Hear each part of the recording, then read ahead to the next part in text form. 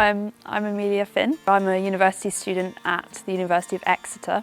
I'm studying English and creative writing. I'm currently here in Tasmania on an internship with Kuno. Horsell Common is located just outside the town of Woking, roughly 30 miles from London. Lots of people who commute up, like myself this year and my dad, commute up to London within 25 minutes. You're in the heart of a city. And I've lived by Horsell Common my entire life. I've never known anything different, which I'm really grateful for. Quite a small pocket of nature, 900 acres roughly. Famous for is being in The War of the Worlds by H.G. Wells, being the landing site of the first Martian in the sand pit. Because there was loads of sand, they used to mine or excavate the sand. So now, which I didn't know until recently, doing this field guide for Horsell Common, the actual site of the Martian landing isn't the sand pit that people would think, isn't the sand pit that is filled with sand because they ran out of sand, so they moved on to other parts. It's actually now woodland, just nearby off the main sand pit, because one of the main struggles the area is facing is that, so common land used to be where anybody could graze their cattle or their livestock. Then enclosure started happening within the Tudor time in England, which was basically the land was enclosed, which meant that what once was for everybody was then private. And this meant that those cattle that had once grazed the land, so it was quite a political nightmare, but Horsell Common was saved, and so it's still common land, owned and managed by the Horsell Common Preservation Society, and it was protected from enclosure in an Act of Parliament in 19-something, I can't remember.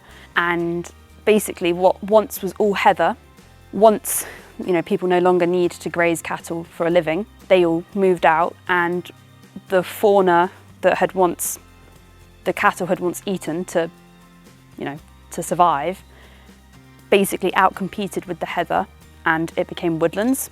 So now, so it's called lowland heath. The habitat is now, I saw recently that it has dropped 80% since 18-something. I think England has 3/5 or something of lowland heath in the entire world. Obviously, the Horsell Common Preservation Society is very big on the conservation of this habitat because it's home to near threatened species such as the Dartford warbler, which is a ground nesting bird. So it lives and rests amongst the heather. So dogs, like my dog, when they then come through and they just disrupt and they're just having fun, they can disrupt this ground nesting bird, basically endanger its habitat. And along with that, the rise of the woodland on the common massively threatens this species. Can you talk through or paint a picture of, so you're in the heart of London, what does that look and feel like? You hop on the tube, and then what does it look and feel like when you reach Horsell Common? Yes. I was on a work placement year from university, so I was commuting up to London. You're on the 25-minute train and you get off and you go straight underground to the tube where it's packed with people and they're all rushing around, pushing, shoving. There's just this, it's always hot and it's just not very nice, basically. Some people love the commuting. I didn't really, to be honest. And then you sit in an office building all day. Outside you can see the world, there's sunlight and everything of course, but it's just buildings as far as the eye can see.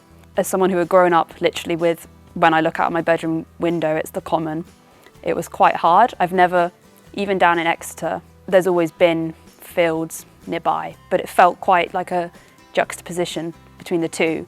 But on the days where I worked from home, I would go on a walk every single day. So I'd join my mum and we would walk literally 30 seconds down the road and you're on Horsell Common. No matter what the weather was, it was just so nice to be able to walk out into nature within my lunch break, do a little circuit, talk to my mum, because it was just, I don't know what it is about walking, but it sort of helps you talk, I guess, rather than just sitting down and staring someone face to face, sort of just walking beside them. It's quite a nice atmosphere, and it really, really helped me, get through the work placement. And as you're walking, again, someone that's needing to, we'll show you images, but needing to read the written word and feel what it looks like. Describe what you see as you Yeah, walk sure. through the common? It depends what part of the common you're on. So there's the heathland, which is basically no trees, and heather, which probably is high as like my knee, and you don't walk in that, there's sort of paths that you stick to. In that heathland there's cows that graze. They were added as part of the conservation effort to keep the heathland. If you keep walking you can hit then the woodlands, which is shaded, quiet. There's pathways as well. There's obviously no cows. Every now and then you might bump into a horse rider, and there's lots of cyclists. On the weekend there's lots of families, especially in the woodlands. You can, as you walk past, there's abandoned dens built along the path. The wetlands as well, it can flood. It's a very open, quite vast field essentially, and the River Bourne winds its way past it, which I fell into once, which wasn't fun. And then there is farmland sort of adjacent to the wetlands, and there's a cafe, so it's a bit more touristy. It's really nice there, and you can go and meet your friends for a coffee and then walk around the wetlands. There's a little loop around the fields.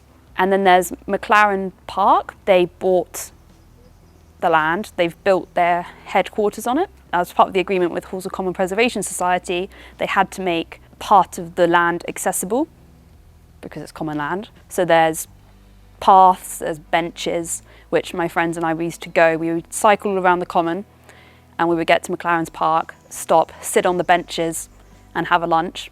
And then there is, if you wind your way through McLaren's Park, you then hit woodlands again.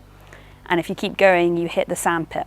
You can really imagine the Martians and the fear. There's this massive cylinder just at the bottom of a crater. All the trees sort of along the bank of this just almost orange sand pit, their roots sort of stick out from where the sand has been excavated. And so there's all these little nooks and crannies that you can play in as kids, which I have fond memories of. The Horsell Common Field Guide on Kuno is essentially trying to bring to life this place for people who might not be familiar with it, but also to gather information for those who do live nearby and might just be interested to learn more about this species, the history of common land. There are the three the main bird species. So there's the Dartford warbler, the woodlark and the nightjar, and they're all ground nesting birds in the heathland. And then more traditionally there are deer.